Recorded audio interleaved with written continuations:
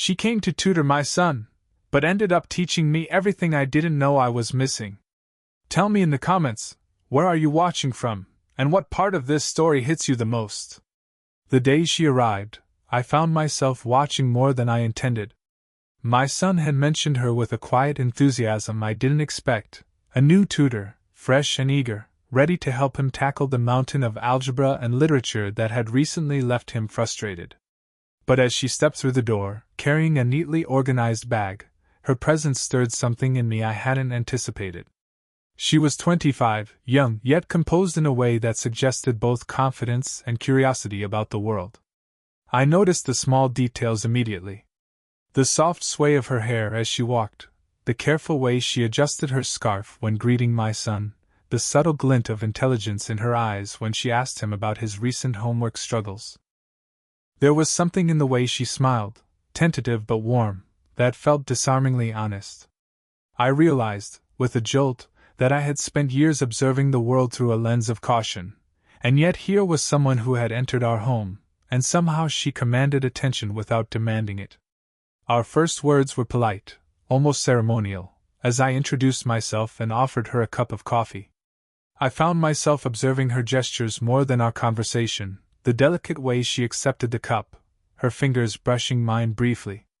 My heart registered it, though my mind quickly tried to dismiss it as nothing more than a polite accident.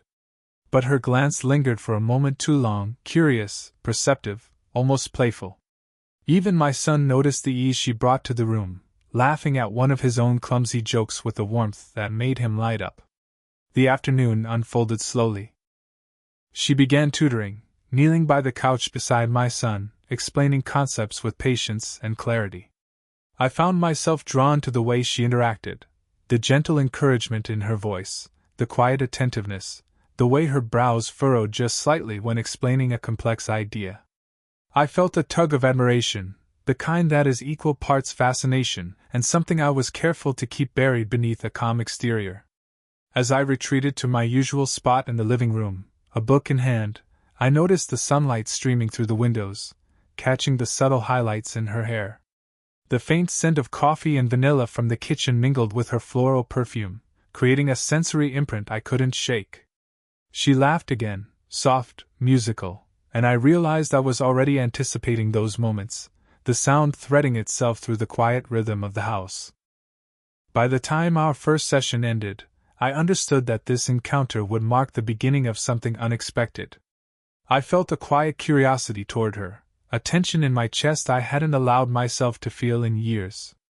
She came to tutor my son, yes, but I couldn't help but sense that she had arrived to teach me something entirely different, about warmth, attention, and the subtle power of presence. The days that followed her arrival unfolded like quiet, unexpected revelations. She was here for my son, yes, but I began to notice how her presence seeped into the edges of my own life. Our shared moments, though seemingly mundane, carried a weight I hadn't anticipated. When she lingered in the kitchen, preparing a snack for my son, I found myself watching the tilt of her head as she hummed softly to herself, the way her fingers brushed over the edge of the counter. The ordinary became intimate simply because she moved through it. Conversation with her grew naturally beyond the textbooks and exercises. It began with casual remarks about literature and music, slowly weaving into more personal confessions, favorite books, dreams she nurtured quietly, the small insecurities she never voiced aloud to anyone else. I found myself sharing more than I usually would with anyone, stories of my past mistakes, regrets I had tucked away, moments I had long considered unremarkable yet somehow seemed to matter in her presence. She listened as if every word were precious, her eyes reflecting understanding rather than judgment. There were moments, too, that felt electric in their subtlety.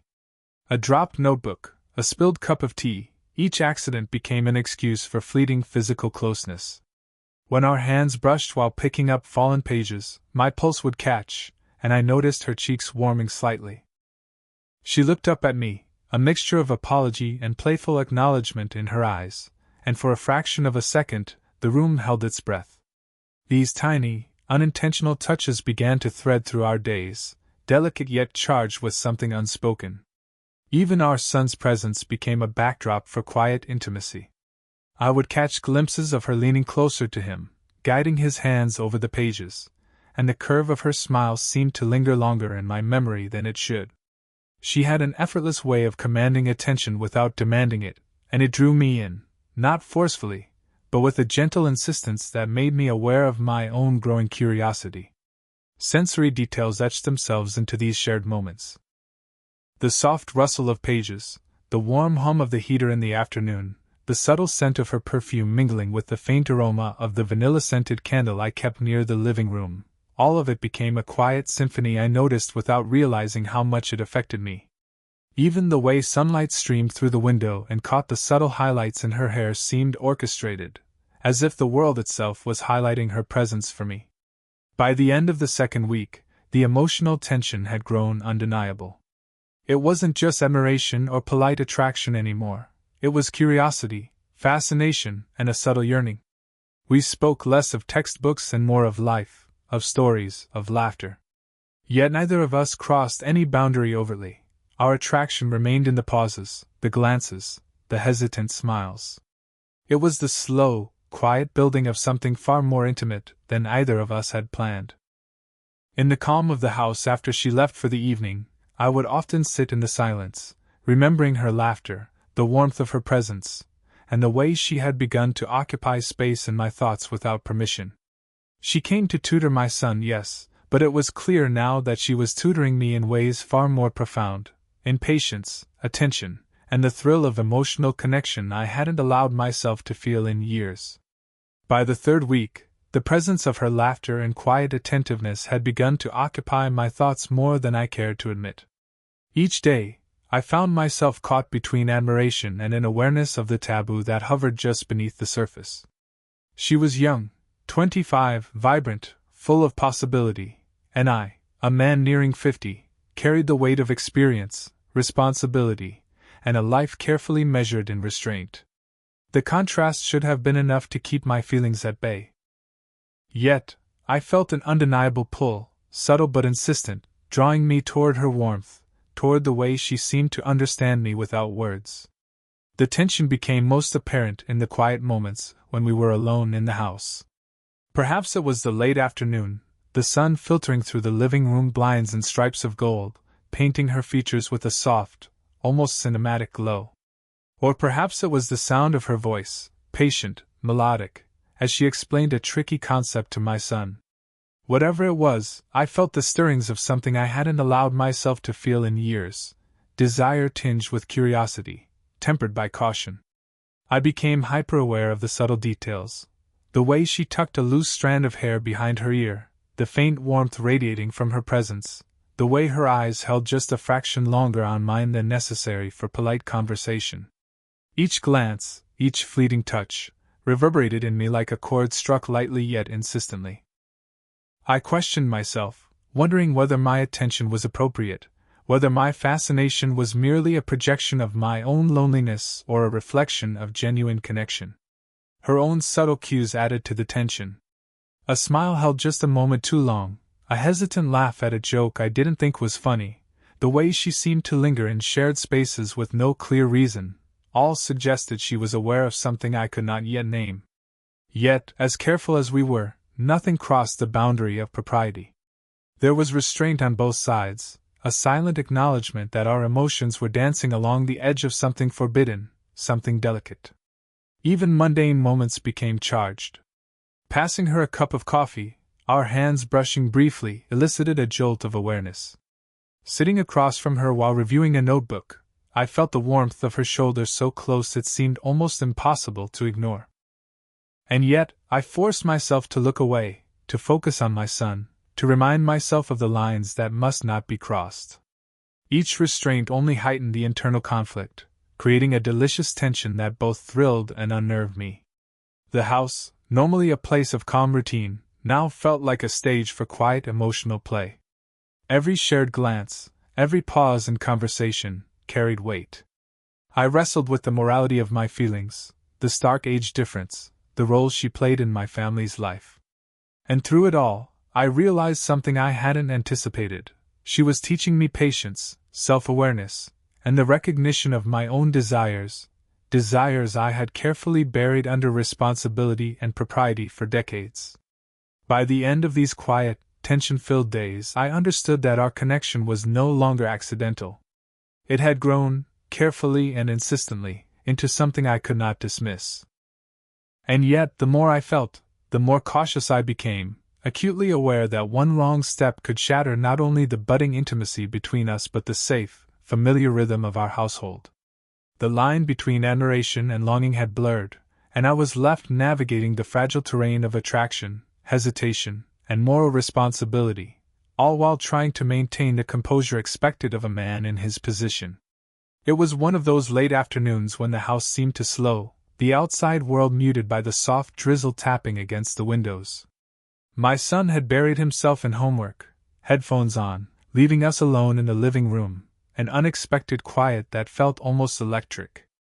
She had settled into the armchair opposite me, a book resting on her lap, her brow furrowed slightly in concentration. But soon, the focus of her attention shifted. She began to speak, hesitantly at first, then with growing ease, about her own life, her own struggles. She spoke of her family, her dreams, and the small fears she carried quietly. I listened, captivated not only by her words but by the honesty in her voice, the way her eyes reflected vulnerability without apology. It struck me how rare it was to witness such openness, to see someone reveal the parts of themselves usually hidden from the world. I found myself sharing in return, a story from my own past, a regret I had long tucked away, a mistake I had feared others might judge. The act of speaking, of revealing, created a fragile intimacy that had nothing to do with age, social expectation, or propriety. In that quiet exchange, I became acutely aware of the subtleties of her presence.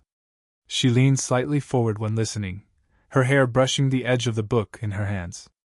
The faint warmth radiating from her, the soft exhales she released when a memory surfaced, the gentle cadence of her words, each detail pulled me deeper into the moment. We were not touching, yet the proximity felt intimate, charged with something unspoken but undeniably present. There was laughter, too, soft and unrestrained, spilling into the room like sunlight through the rain. She had a way of finding humor in the mundane, a lightness that contrasted with the weight of my own experiences. And yet, beneath the laughter, there was an understanding, a recognition of shared humanity. In her presence, I felt both seen and gently challenged, a combination that was both exhilarating and disorienting. At one point, our hands moved almost simultaneously toward the same notebook. Our fingers brushed lightly, a fleeting contact that sent a subtle jolt through me. She looked up, her eyes meeting mine, and for a second, the world seemed to narrow to that single, quiet moment. There was no awkwardness, only a shared acknowledgement that the connection between us was deepening, threading itself through ordinary interactions with an intimacy that neither of us had planned. The rain outside continued to fall, a rhythmic backdrop to the unfolding tension and warmth. I realized that she had begun to teach me something profound: how to be present, how to allow oneself to be vulnerable, how to see the beauty in fleeting moments. She had arrived as a tutor for my son, yet here she was, opening doors within me that I had long kept closed. As the evening drew on and my son finally emerged from his room, our conversation shifted back to homework and routine. But the shift felt different now, lighter, infused with the quiet knowledge of shared vulnerabilities, of emotions acknowledged but carefully restrained.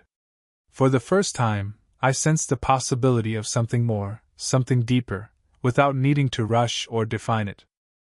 The attraction was no longer just curiosity, it was intimacy in its purest form, emotional, subtle, and profoundly moving. The quiet rhythm of our days began to shift in ways I hadn't anticipated. What had started as polite curiosity and gentle admiration had transformed into a tension that lingered in the spaces between words, in the pauses of conversation, in the subtle brush of her hand near mine. Each interaction now carried a weight, a delicate charge that neither of us spoke aloud but both felt keenly. The line between propriety and desire was thinning, and I could sense it as clearly as the autumn sun casting long shadows across the living room floor. It happened one evening, after my son had retreated to his room for a late study session. She had stayed behind to help me organize some school materials, a casual gesture that now felt loaded with quiet significance. The room was dimly lit, the soft glow of a single lamp pooling on the polished wood table. As she reached over to straighten a pile of papers, her hair brushed my arm. It was fleeting, almost accidental, yet the warmth it left behind lingered far longer than it should have. I felt a pull I had no intention of acknowledging, an undeniable awareness of her presence so near. We spoke softly, voices low, almost as if the walls themselves were listening. There was an unspoken acknowledgement in our glances, a hesitation pregnant with meaning. Her eyes held a depth that mirrored my own restrained curiosity, an invitation and a warning at once. Every word felt measured, every breath charged, and I became painfully aware of the electricity that now threaded through the simplest gestures. Yet, despite the intensity, we remained careful. Boundaries were maintained, unspoken rules observed. I reminded myself of her role in my son's life, of the social and moral constraints that must not be ignored. And yet, restraint only heightened the tension. Each small brush of a hand, each lingering gaze, felt amplified by the very act of holding back. Desire became a delicate dance, a balancing act between longing and reason, between what was felt and what was allowed. Even the simplest actions carried meaning. Passing her a book, I felt the subtle warmth of her fingers as they briefly touched mine. Sitting across the table, I became conscious of the proximity of her shoulder to mine, the way our movements seemed almost choreographed by an invisible current of attraction. The air was thick with unspoken words, pauses heavy with emotion, and a tension that neither of us could fully ignore. For the first time, I recognized that our connection had shifted. It was no longer merely admiration or curiosity. It was something far more potent, an emotional charge that demanded acknowledgement. And yet, it was also terrifying in its intensity, reminding me of the responsibilities I carried and the lines I must respect. The turning point was not a single event but a series of moments, subtle yet undeniable, that brought to light the depth of our unspoken feelings. As she finally stood to leave that evening, the soft click of the door behind her felt like a punctuation mark to the storm of emotion that lingered in the room. I remained seated, hands resting on the table, heart acutely aware of the quiet ache of longing. She had arrived to tutor my son, yet now, in these fleeting, charged moments, it was clear that we were both learning about desire, restraint, and the fragile, unspoken connection that was slowly weaving itself between us. The evening had settled into a stillness that felt almost sacred. The rain had stopped, leaving the faint scent of wet earth and crisp autumn air drifting through the open windows. My son had long since retreated to his room, leaving the house quiet except for the occasional hum of a passing car outside. It was in this serene, intimate setting that the tension between us could no longer remain unspoken. She lingered by the table, her eyes holding mine in a way that was both steady and tentative. I could see in her gaze that she was aware of the magnetic pull that had been building between us, a delicate energy that neither of us had dared fully acknowledge until now. For a moment, the world seemed to shrink to just the two of us, the quiet room, the dim lamplight, the shared breaths that carried unspoken emotions. "I've noticed," she said softly, her voice barely above a whisper, "that there's something between us. Something neither of us has addressed." Her words were careful, respectful, but they carried a weight that made my chest tighten. I nodded slowly, allowing the truth I had been holding back to surface. "I know," I admitted. "I've felt it too, from the very beginning. And I've tried to contain it. But I can't deny it anymore." There was a pause, filled only by the gentle hum of the house settling around us.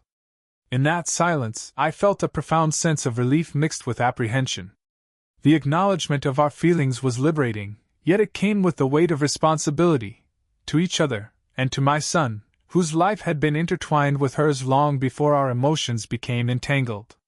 She stepped a fraction closer, but not too close, maintaining the delicate balance between intimacy and propriety. "We have to be careful," she said, a slight tremor betraying the seriousness beneath her calm tone. "For your son, and for ourselves." I reached out, lightly resting my hand near hers on the table. The proximity alone was enough to convey the emotions words could not capture. I understand, I said. And I want to do this right. Slowly, carefully, but honestly. In that moment, the tension that had been building for weeks began to transform. The unspoken longing, the lingering glances, the subtle touches, all crystallized into clarity.